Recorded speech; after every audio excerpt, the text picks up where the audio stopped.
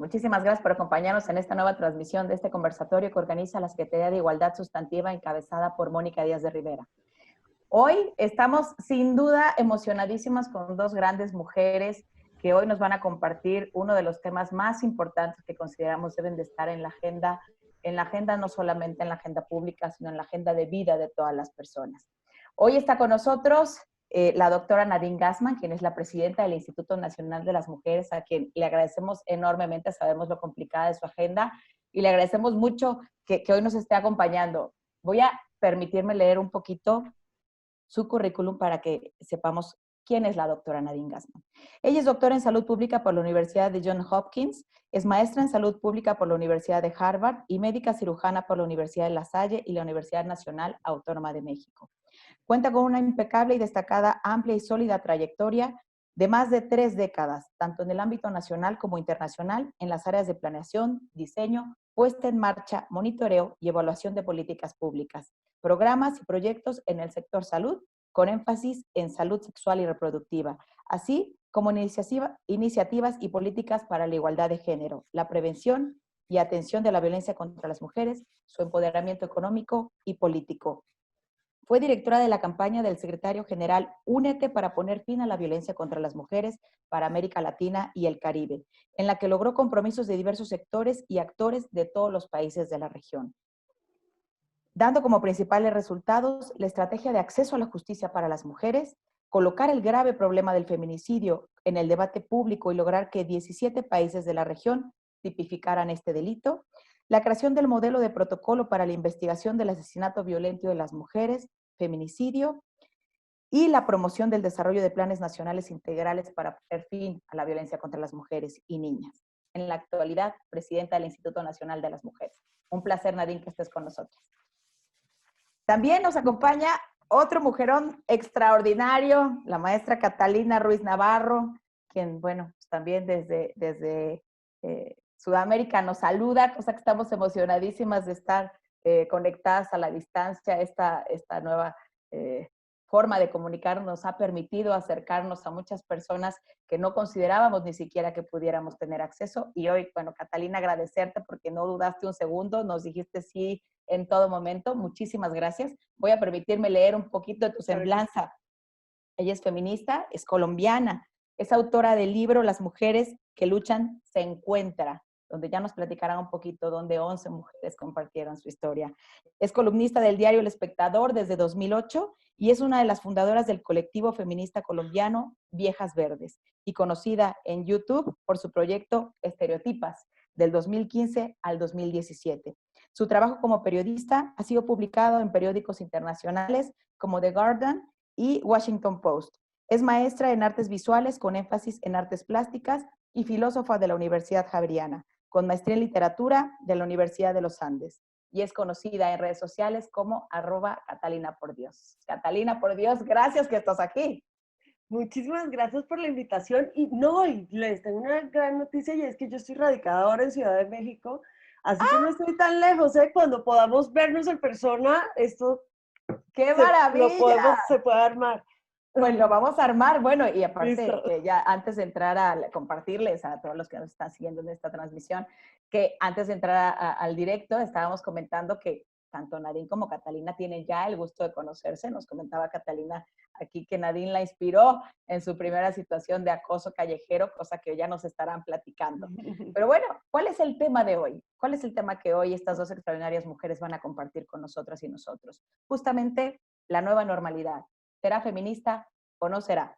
Tenemos muy claro que venimos de una etapa importantísima del movimiento feminista. Tuvimos un 8 de marzo, un 9 de marzo que cimbró al mundo. Y sin duda, creo que también esta contingencia sanitaria nos ha llevado a darnos cuenta de los efectos diferenciados que existen entre mujeres y hombres, y particularmente en materia de cuidados.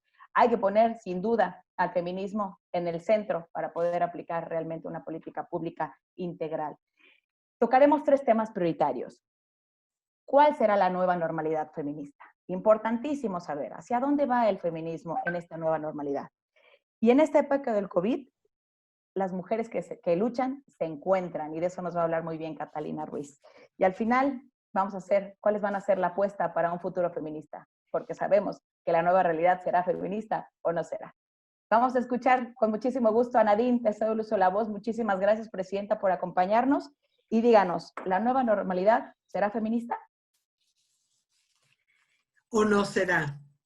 Yo realmente estoy convencida, la saludo con mucho cariño, con mucho afecto.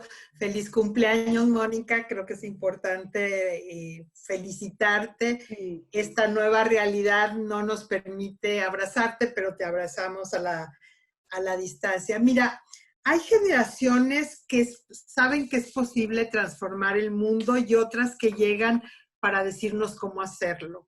Así son los movimientos feministas con sus múltiples caminos, pero con un solo fin: lograr la autonomía plena de las mujeres y las niñas del mundo para que cada una decida qué hacer con absoluta libertad. El feminismo es preexistente a la pandemia y lo vimos claro a inicios de marzo. Su expansión ha sido posible porque conectan desde sus condiciones de desigualdad para fortalecerse en el encuentro en diferentes lugares, en las calles, en las tribunas, en las universidades y en los conversatorios como los de hoy. Y creo que desde antes, pero ahora más que nunca, en el mundo virtual, en las redes, y estoy segura que Catalina nos va a hablar muchísimo de eso. También, y yo lo he dicho durante toda la pandemia, las desigualdades y esa normalidad a la que no queremos regresar es justamente una normalidad que no era buena para las mujeres. Tenemos claridad sobre las desigualdades, sobre las brechas, sobre la lucha de las mujeres, tanto de la sociedad civil como en influir las políticas públicas para lograr estas transformaciones. Y a las que nos toca, como a ti y a mí, Mónica, estar en la función pública tenemos y ser feministas, tenemos un gran compromiso con acelerar estas transformaciones. Tú hablabas del 8 y 9 de marzo, es muy obvio que miles de mujeres salieron no solo en México, pero alrededor del mundo y en México específicamente, para poner en la agenda dos cosas que son más actuales que nunca. El ponerle fin a la violencia contra las mujeres, que estaba y no ha parado durante la pandemia. Y la segunda, ver cómo el mercado de trabajo se veía, se sentía, se vivía sin las mujeres. ¿Y cuáles son lo que ha traído esta pandemia? Uno, el tema de la violencia, la preocupación por el aumento de la violencia, por el confinamiento, por el estrés.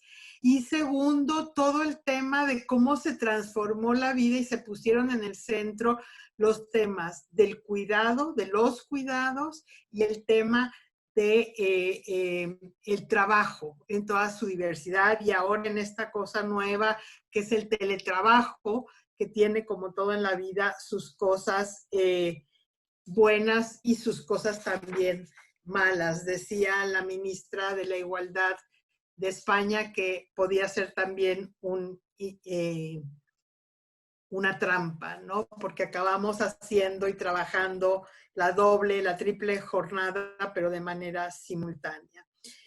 Bueno, nosotras sabemos sobre el tema de la desigualdad, no voy a abundar en ellos, solo hablar sobre cómo estos problemas que teníamos en relación al bienestar, por ejemplo, que las niñas rurales dejan de estudiar a los 10 o 12 años, o que las mujeres dedicamos 3 veces más tiempo al cuidado que los hombres, o que una gran parte de las mujeres mexicanas trabajan en la informalidad y el tema de violencia que hemos hablado, no se han disminuido con la pandemia, sino que se han hecho más evidentes. Entonces, ¿qué es lo que estamos haciendo desde el gobierno de México?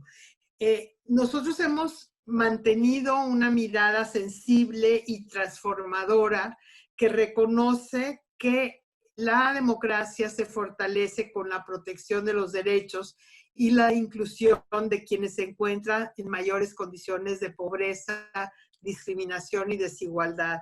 Y esas son evidentemente las mujeres. Entonces, el gobierno de México ha decidido priorizar apoyando al 70% de los hogares donde se localizan las familias de mayor situación de vulnerabilidad, a través de, por un lado, el fortalecimiento y el aumento a los programas de apoyo para la población. Por otro lado, la creación y donde en todos los programas que van desde jóvenes construyendo un futuro, las pensiones para los adultos y las adultas mayores, el programa de apoyo a las madres trabajadoras, la mayoría son mujeres, la gran mayoría son mujeres, pero también creando 4 millones de créditos para microempresas, por primera vez dando créditos, reconociendo a las trabajadoras del hogar, a trabajadores independientes y trabajadores y a mujeres que viven en situación de violencia. También ha creado un instrumento que a nosotras nos parece muy importante, que es esta plataforma del mercado solidario, donde las empresas pequeñas y locales pueden inscribirse. Hemos trabajado evidentemente desde el inicio en estas estrategias transversales. El Proigualdad lo hicimos hablando con las mujeres de todo el país.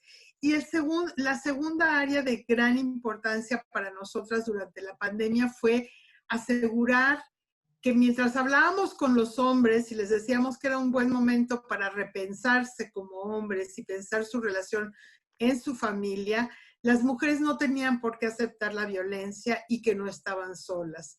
Y ahí fortalecimos la línea 911. Logramos, antes de que se dijera a nivel internacional que estos servicios tenían que ser esenciales, ponerlos como servicios esenciales, los servicios de atención a las mujeres, y realmente fortalecer a través del trabajo de los institutos y de las secretarías de las mujeres como la de Puebla, una serie de acciones innovadoras, creativas, para realmente garantizarle a las mujeres que no están solas. No sé si ahora te hablo cómo pienso que se puede construir esta nueva normalidad o si va a ser después, Mónica, ahí estoy perdida un poco en la metodología, pero tú dime, porque tengo una serie de ideas muy claras desde lo que estamos haciendo en el gobierno estatal, en el gobierno municipal y en el gobierno federal, sobre cómo esta nueva normalidad no es volver a la normalidad anterior, es crear una normalidad más justa, más solidaria, más local, por lo tanto, una normalidad feminista. Tú dime, Muchas Mónica, gracias, Nadine. Justo. ¿o sí? Yo encantada, te seguimos escuchando, pero vamos a hacer lo siguiente. En el último, en donde la apuesta por el futuro feminista, ahí es donde nos encantaría conocer hacia dónde vamos a ir, cómo vamos a caminar. Y un poco hablar esto, yo siempre digo, esta nueva normalidad, me gustaría hablar de una nueva realidad. La normalidad que conocíamos no es la mejor para las mujeres ni para las niñas de ninguna parte del mundo. Creemos una nueva realidad que sea feminista. Y bueno, ¿qué hacemos justo ahora en tiempos de COVID? ¿Qué pasa con las mujeres en tiempos de COVID? ¿Las mujeres que luchan se encuentran, Catalina? Pues yo creo que sin duda lo que hemos visto desde que comenzaron estas cuarentenas fue un esfuerzo por organizarnos desde los grupos feministas para ver qué íbamos a hacer. Yo creo que todas las que trabajamos de lleno en el feminismo en el minuto 1 que comenzaron las cuarentenas, pudimos prever una serie de problemas que se iban a maximizar porque los conocemos muy bien en el feminismo. Uno de esos es la violencia, como lo decía Nadine. El 60% de las agresiones violentas a mujeres son alguna forma de violencia doméstica o violencia intrafamiliar, suelen venir por parte de parejas, hombres que están en el círculo cercano, que en estos momentos son los agresores con los que muchas mujeres están encerradas en cuarentena. y creo que esto es algo que las feministas veíamos venir. Hemos estado hablando y hablando de los feminicidios desde el día 1 y por ejemplo esto no había llegado al ciclo de noticias porque primero se estaba hablando solo del virus y en las últimas semanas uno empieza a ver cómo en el ciclo de noticias se está hablando de violencia contra las mujeres cada vez más. Yo estoy muy sorprendida de que en Colombia, por ejemplo, en Colombia no tenemos la conversación tan amplia que tenemos en México sobre la violencia contra las mujeres y sobre la importancia de los feminicidios, porque habíamos tenido toda esta discusión sobre el conflicto y porque no teníamos un modelo, un paradigma terrible de violencia contra las mujeres como Ciudad Juárez. Entonces nunca se había hablado de epidemias de feminicidios, o sea, era una discusión que seguía en pañales y esta semana se empezó a hablar de alerta nacional por feminicidios, porque empezaron a llegar los casos de forma más seguida a la prensa y eso yo creo que nos muestra que a pesar de que parecía que iba a ser una cosa borrada por toda la discusión del virus, es algo que se ha empezado a hablar. Hay otro tema que las feministas también dijimos desde el día 1 y es que empezaron a hablar de un baby boom del coronavirus. Como si fuera además algo bueno, como es como una buena noticia de la vida triunfando contra la muerte. Y va uno a ver y no, o sea, los embarazos deseados y planeados probablemente van a estar a la baja en tiempos del coronavirus porque hay incertidumbre económica y hay mucha incertidumbre laboral. Si tú sabes, o sea, si tú no sabes en qué, en qué vas a estar trabajando en unos meses o si vas a tener trabajo, quizás no es el momento que tú vas a escoger para embarazarte. Pero lo que sí van a aumentar son los embarazos forzados y las maternidades forzadas. Y esto es un problema muy grande en nuestros países porque son países que tienen muy restringidos los derechos sexuales y reproductivos. Lo que pasó con el ébola en África eso fue uno de sus efectos, que de ahí hubo muchos embarazos adolescentes y en niñas, y muchas mujeres resultaron embarazadas. Todos estos son embarazos forzosos que no les permitieron volver a estudiar o volver a trabajar. Por ejemplo, y hay que decir algo muy importante y es que todos, la absoluta totalidad de embarazos en niñas, pues son producto de violación. Y que uno cuando habla de embarazo adolescente, la gente se imagina como una niña adolescente y romántica que se deja llevar por la pasión de su primer amor, y eso es una fracción de los embarazos adolescentes. En realidad la mayoría de los embarazos en adolescentes, el responsable es un hombre adulto que probablemente tiene una relación abusiva con estas adolescentes. Entonces, vienen muchos embarazos, muchas maternidades forzadas, no se están garantizando los derechos anticonceptivos, no se están garantizando el derecho al aborto. Muchos de nuestros países latinoamericanos lo tienen prohibido de forma total en todos sus contextos. Y eso trae una situación que va a ser difícil para las mujeres. O sea, creo que si bien muchos de los temas de la agenda feminista son ahora el tema, eh, por ejemplo, la economía de cuidados. Siempre pensamos en una apocalipsis catastrófica global, como se imaginan las ficciones, además escritas por hombres, que es un escenario agreste, con la naturaleza destruida, donde los hombres con sus bazucas salen a, a defendernos.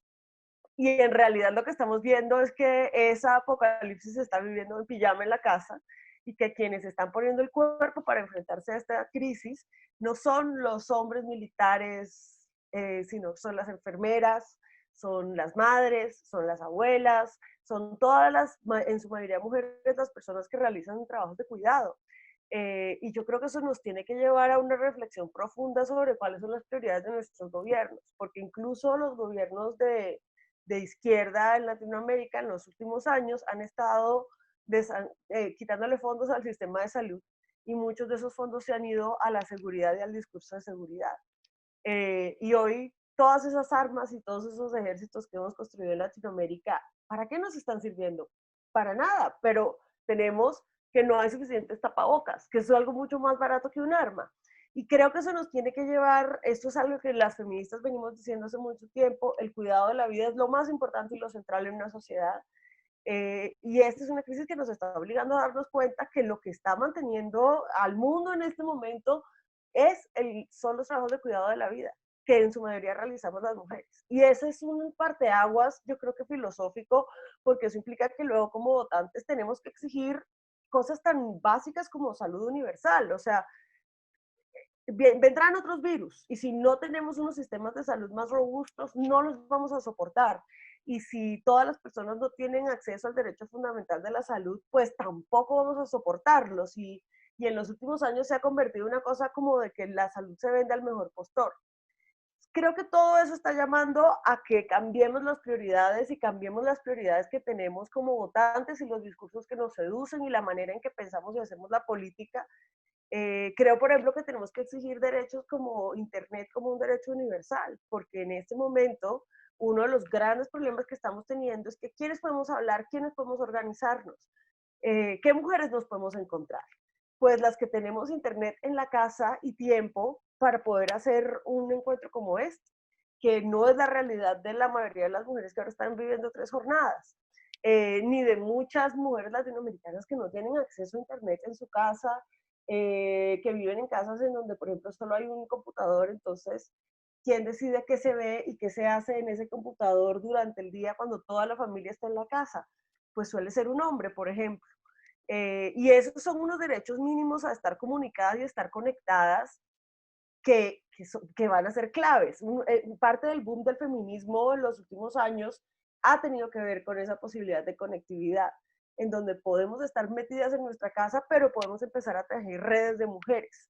Pero sigue siendo un derecho muy elitista, porque a pesar de que ha sido muy poderoso y hemos visto unos cambios y un boom, por ejemplo, de grupos feministas online, de chicas muy jóvenes, esto es una cosa que se restringe a ciertos lugares, a mujeres urbanas de clase media y alta, que se tiene que democratizar.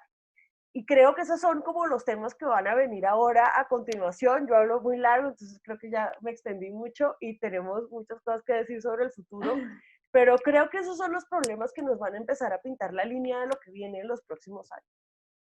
Perfecto, Catalina. Creo que nos dices algo que es real y creo que para todas hoy es más que evidente.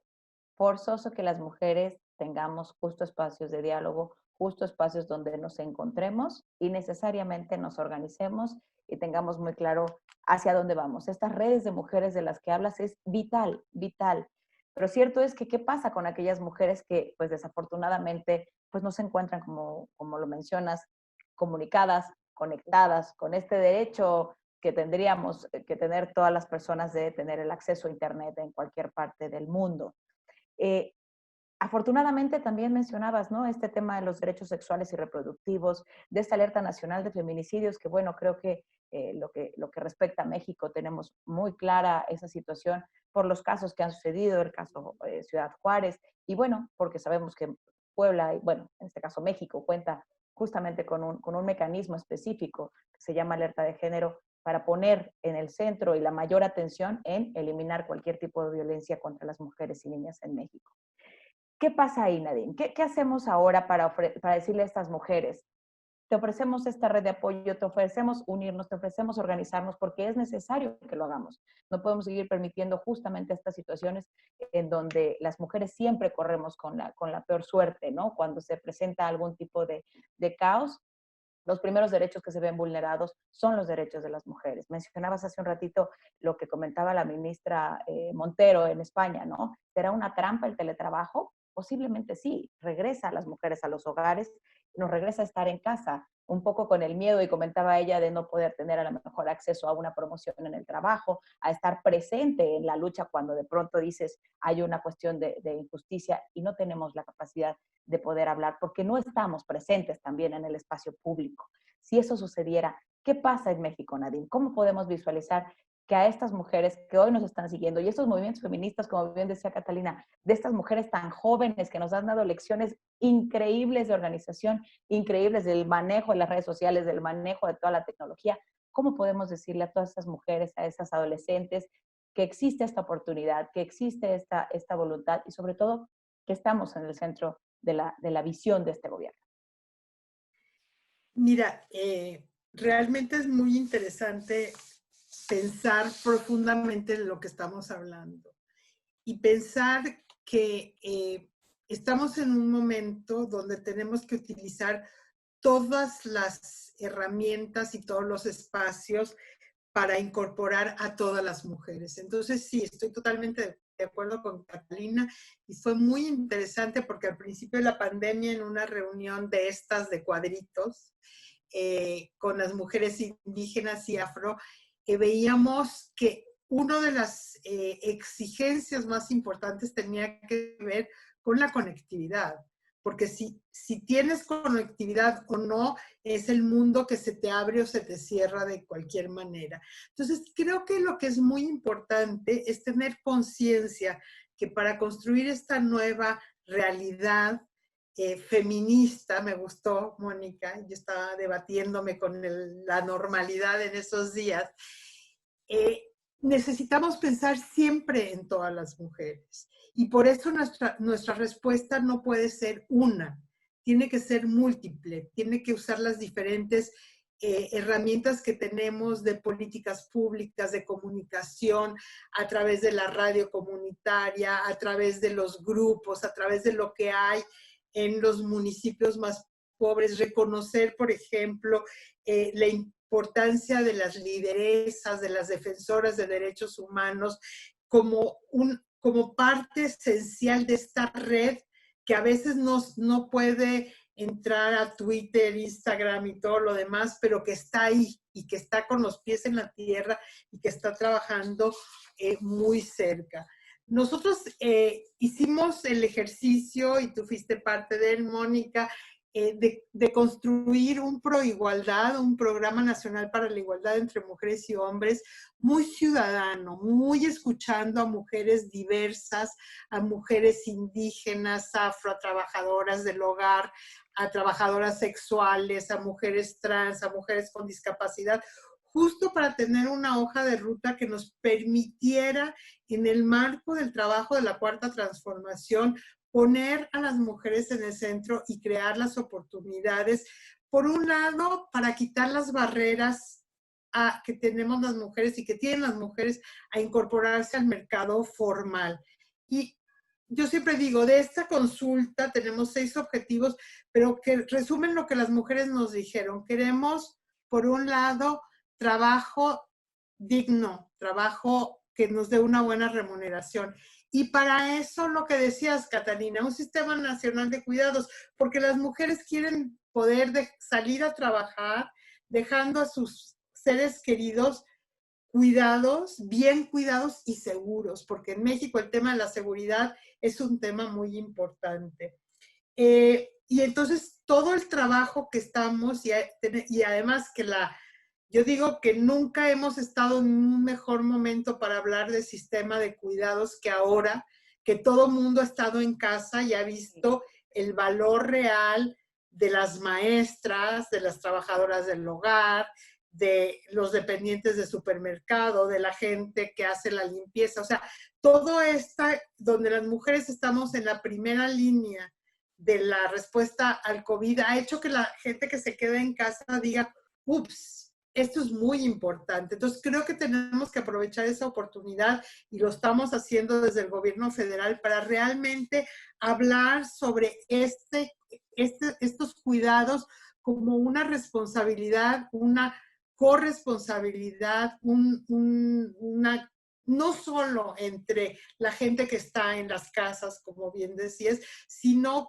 con políticas públicas, pero también con el apoyo del sector privado. O sea, esto tiene que ser, esta es la gran revolución feminista, poner el cuidado de la vida, la educación, las oportunidades en el centro de la agenda. El tema también que tú lo trajiste a la mesa y que es muy importante, Catalina, y que también son servicios esenciales en esta pandemia, son los servicios de salud sexual y reproductiva. O sea, sabemos que el tema de la autonomía del cuerpo de las mujeres es un tema central.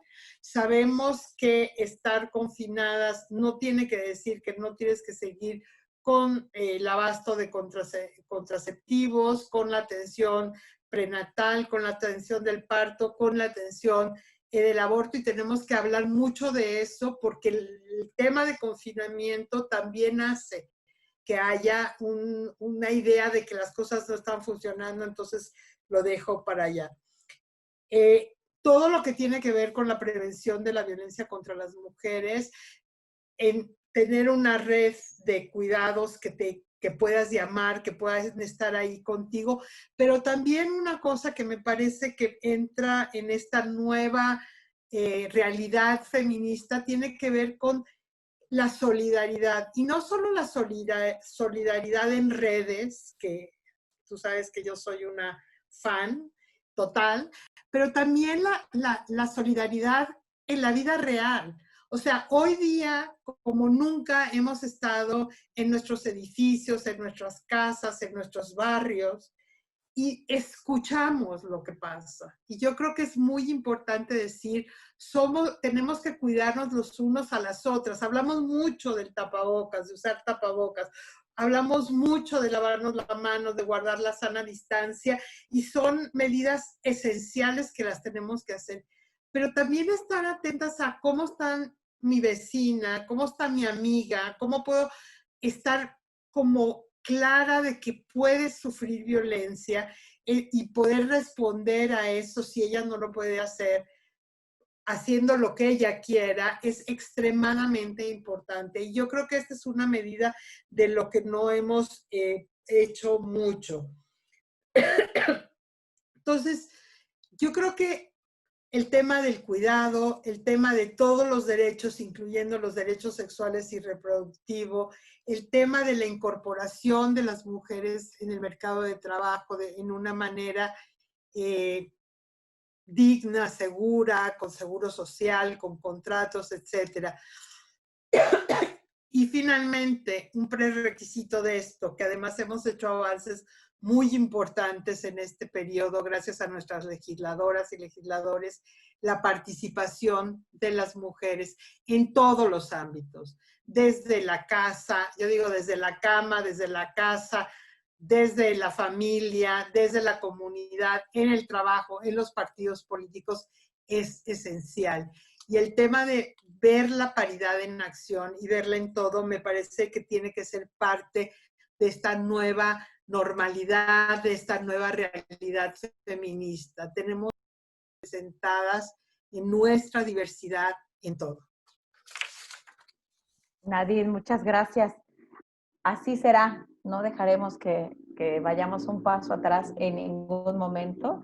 Es la verdad sumamente alentador escuchar, ¿no? Al final, pues tú representando el Instituto Nacional de las Mujeres, Nadine, para nosotros escucharte, pues nos da una enorme tranquilidad de que tenemos muy clara la ruta hacia dónde va la agenda feminista de este gobierno, y te agradecemos enormemente, Nadine. Y justo es ahí donde decimos, Catalina, ¿cómo vamos? ¿Cuáles son apuestas para el futuro feminista? Creo que las apuestas para el futuro feminista las tenemos que poner en el centro a las nuevas feministas jóvenes y al relevo generacional. Que tiene que ser es que esto es una situación más importante, y esas nuevas estrategias que se están dando en esas conversaciones online son claves. Lo que ha hecho el movimiento joven feminista en los últimos años, por ejemplo, con esas olas de escrache que han salido, que además comenzaron en Latinoamérica mucho antes de que fuera el Me Too, son pasos muy importantes que tienen que ver en lo simbólico y en lo comunicacional. Estoy pensando también en el pañuelo verde de Argentina. El pañuelo verde de Argentina es un símbolo y es una cosa muy exitosa, porque tú te pones tu pañuelo y ya no tienes que estar teniendo una discusión sobre si eres feminista, sobre por qué el feminismo. Todo el mundo ve el pañuelo, sabe que eres feminista. Estás en la cena de Navidad y no tienes que pelearte con tu tío machista. Pero las chicas que están sentadas en la mesa más jóvenes que tú ven el pañuelo y saben que eres tú, y entonces eso a futuro, cuando necesiten a alguien que les apoye en algo porque vivieron alguna forma de violencia, que lastimosamente todas las mujeres vivimos en algún punto de la vida, van a saber a dónde ir, y eso ha hecho que ese símbolo sea muy poderoso. Y creo que hay una gran innovación en el movimiento feminista joven en términos de estrategias para que el feminismo sea cada vez más popular. Creo que Argentina es un excelente ejemplo de eso. Y creo que ahí hay que apuntarle muchas cosas, porque hay muchas cosas de creatividad que están saliendo de ese movimiento joven al que hay que ponerle mucha atención. y que más bien las que ya llevamos más años en esto, lo que tenemos que hacer es pasarles los trucos para que puedan avanzar más rápido. Y ese relevo generacional va a ser muy importante para mantener fuerte el movimiento, porque tú decíamos al comienzo que había habido una salida a las calles del movimiento feminista impresionante y súper emocionante. Y esto es importante porque las mujeres nunca hemos tenido la calle, es un espacio que nunca fue pensado para nosotros y que siempre ha sido hostil. Entonces, que las mujeres salgan a hacer una marcha y lleven en la calle y que creen realmente un espacio seguro en el espacio público, eso es un logro muy impresionante. Y ahora perdimos la calle porque no podemos salir a grandes protestas, que no quiere decir que no se vayan a dar, pero entonces ahora el riesgo de protestar es doble. Y eso es un problema, pero creo que de esos problemas, una de las razones por las que el movimiento feminista latinoamericano es la vanguardia, me parece a mí en el mundo en este momento, sacamos la huelga, sacamos Ni Una Menos, sacamos este movimiento por la despenalización, hemos avanzado en ese tipo penal de feminicidios que en Europa apenas se está discutiendo. Entonces, pero una de las razones por las que aquí está la vanguardia es porque venimos de un montón de problemas y venimos de un montón de crisis, y yo lo que espero es que esta crisis, que nos va a dejar muy aporreadas, la verdad, sea una oportunidad para estrategias creativas para sacar el movimiento adelante, y estoy absolutamente convencida de que eso va a venir de las generaciones más jóvenes, y por eso es clave que pensemos en el relevo generacional. Catalina, yo creo que ahí es totalmente cierto. Ya vemos a muchas mujeres, incluso desde adolescentes, ya están Claro. totalmente sensibilizadas, dispuestas a, con mucha claridad en lo que son sus derechos. Creo que quienes ya venimos de otra generación, sí, incluso el hecho de ejercer nuestros derechos nos costaba, o sea, como que veníamos de esta escuela en donde no podíamos ser abiertamente feministas o Exacto. abiertamente ejercer nuestros derechos con total autonomía. Y hoy las adolescentes lo ejercen con una naturalidad envidiable, envidiable. Y que creo que cierto es que hay que abrirle espacio justamente a esas mujeres, a esas pequeñas mujeres feministas que vienen pisando muy fuerte, que nos vienen enseñando muchísimo. Pero creo que eso que mencionabas sobre los consejos que hay que darle justamente a las nuevas generaciones sobre el feminismo ya andado, el feminismo ya caminado, para no volver a cometer los mismos errores. ¿Qué hacemos ahí, Marín? Un consejo, un último consejito que pudiéramos darle a estas nuevas feministas mujeres con muchísimas ganas de seguir apuntalando el feminismo, de tener mucha claridad de que la nueva realidad será feminista o no será. ¿Qué consejo podríamos dar? Mira, decirles que las estamos escuchando, que estamos muy atentas, que una de las cosas que realmente creo ha cambiado es que las feministas de antes y de ahora tenemos una gran expectativa y una gran admiración del trabajo que están haciendo, que estamos ahí, ¿sí? Que el relevo no es, o sea, yo me encanta la idea del relevo porque nos vamos a ir y nos vamos a ir cuando sea bien, pero hoy por hoy estamos en lugares donde pueden interpelarnos, donde pueden dialogar con nosotras y donde pueden fortalecer lo que se está haciendo desde los gobiernos, que como ha pasado en el feminismo de siempre, no tenemos que estar de acuerdo en todo el Exacto. tiempo, ni pensar que porque no estemos de acuerdo en todo el tiempo, no estamos yendo hacia el mismo lugar. O sea, tenemos diferentes formas. Nosotras estamos, por ejemplo, las feministas en el gobierno, las feministas de la 4T, estamos súper abiertas a este diálogo, a este pasar el relevo, lograr acelerar las cosas, y estamos aquí para dialogar, estamos aquí para entender y estamos aquí con una actitud de muchísimo, yo diría, de mucha alegría, de mucho placer feminista, de ver que hay miles, millones con nosotras y que van a llevar esto mucho más lejos de lo que nosotros le hemos hecho. Que la lucha siempre ha sido complicada, que siempre ha sido diversa, que no nos distraigamos y que sigamos trabajando en conjunto para que cada quien desde donde está haga por lograr esta nueva realidad feminista. Nadine, cierto es, la lucha, como bien dices, ha sido complicada, sin dudarlo, y diversa. Eso es un hecho y las mujeres adolescentes hoy tienen que saber que, bueno, no existe ni un mejor feminismo, ni un peor feminismo, ni yo soy más feminista que tú porque yo hago tal o cual cosa, ¿no? Que hemos entrado a lo mejor en debates que son innecesarios justamente para no distraer.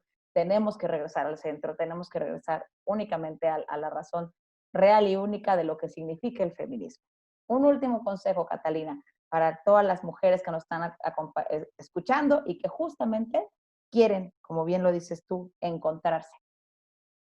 Yo creo que un último consejo sería, lo hemos dicho en cada intervención, pero creo que tenemos que poner en el centro todos los trabajos de cuidado. Las mujeres hemos estado haciendo esto históricamente, ahora salen los hombres, los veo en redes sociales diciendo, ¡oh, caramba, cuántos platos hay!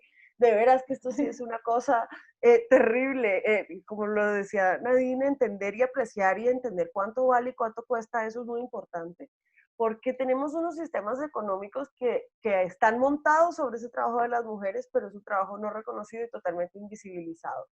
Y es el momento de que de verdad eso sea el centro y sea lo más importante. Es un trabajo bueno, pues hasta todavía hay formas en donde dice empleado, desempleado, ama de casa, como si ser ama de casa fuera un limbo entre el empleo y el no empleo, y creo que eso tiene que ver con que nuestros sistemas económicos no lo han reconocido, a pesar de que es la espalda sobre la que se mueve el capitalismo. Es un trabajo que hacemos las mujeres y que creo que tiene que empezar a ser el centro y la prioridad económica de los gobiernos, y todas tenemos ahora mismo el ejemplo en nuestra casa para darnos cuenta de lo importante que es. Entonces, esto hace rato es un tema importantísimo, pero a veces se iba hacia las economías feministas y de pronto no era el tema central, pero creo que este es el momento para darnos cuenta que es uno de los cambios más importantes que tenemos que hacer ahora.